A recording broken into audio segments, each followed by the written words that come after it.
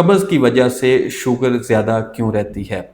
تقریباً 30 سے 40% پیشنٹ جو شوگر کے ہیں ان میں قبض کا ایشو رہتا ہے، ان کو سٹول دوسرے دن یا تیسرے دن اور ہارڈ سٹول آتا ہے۔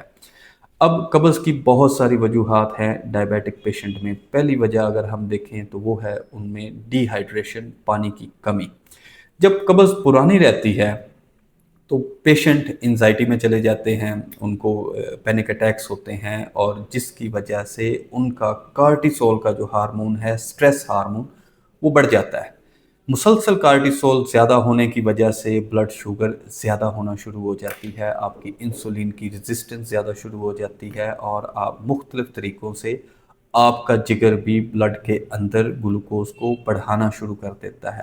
تو اگر پیشنٹ میڈیسن ٹھیک لے رہا ہے، اس کو احتیاط کر رہا ہے اپنی ڈائٹ کے اندر، لیکن اس کو قبض ہے تو اس کی شوگر نہیں ٹھیک ہوگی۔